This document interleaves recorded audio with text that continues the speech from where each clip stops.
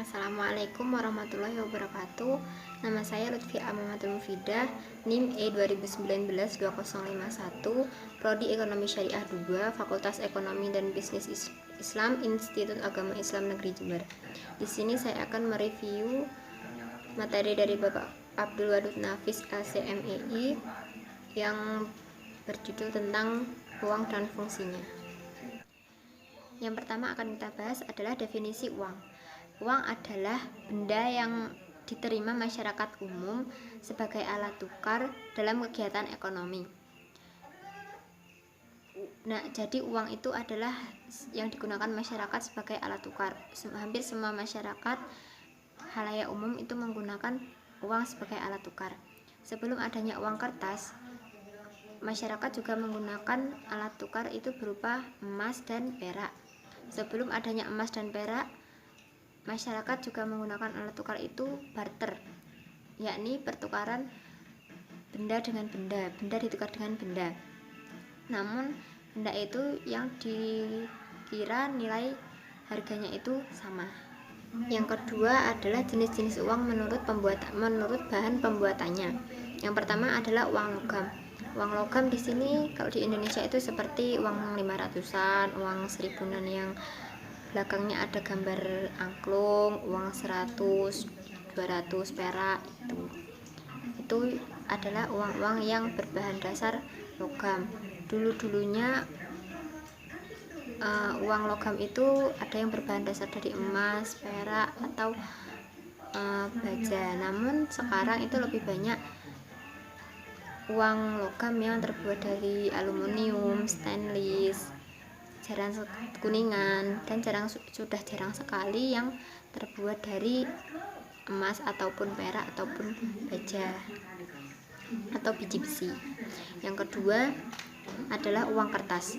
Uang kertas itu seperti uang 20 ribuan, uang 10 ribuan, uang 2 ribuan yang biasa kita lihat di Indonesia. Selain itu ada juga uang dolar, itu juga terbuat dari kertas. Yang ketiga adalah jenis-jenis uang menurut lembaga yang mengeluarkan. Yang pertama adalah uang kartal. Uang kartal itu adalah uang yang dikeluarkan oleh Bank Indonesia yang diedarkan kepada masyarakat. Contohnya itu seperti uang yang biasa kita pegang, yakni uang 500-an, uang 1000-an, uang 10 ribuan, uang 100 ribu, baik uang kertas maupun uang logam. Selanjutnya adalah uang giral. Uang giral itu adalah uang yang berbentuk cek atau kertas. Jadi sama-sama berbentuk kertas seperti uang, namun di situ terdapat cek dan jumlahnya bisa kita tentukan sendiri. Yang keempat adalah menurut nilainya jenis-jenis uang. Yang pertama ada uang penuh.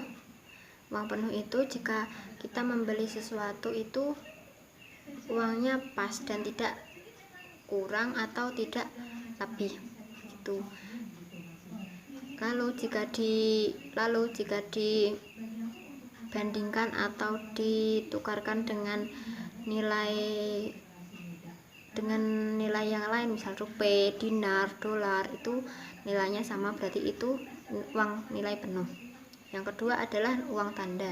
Uang tanda itu seperti uang yang sering kita bawa atau kita lihat, yaitu uang 100 ribu atau 10 ribu atau 50 ribu. Uang 50 ribu itu ada tandanya di kertasnya itu tulisan 50 ribu. Namun kalau tulisan itu sudah robek atau hilang sebelah, nah itu sudah tidak utuh lagi dan tidak bisa digunakan lagi. Yang kelima adalah fungsi asli uang. Fungsi asli uang adalah yang pertama uang sebagai alat tukar atau medium of change. Yang kedua uang sebagai satuan hitung atau unit of account. Yang ketiga uang sebagai alat penyimpanan nilai atau valuta. Yang keenam adalah fungsi turunan uang. Fungsi turunan uang yang pertama adalah uang sebagai alat pembayaran transaksi yang sah. Yang kedua, uang sebagai alat pembayaran utang. Jadi misalnya ada orang yang menghutang emas, beras, atau minyak, atau barang-barang yang lain.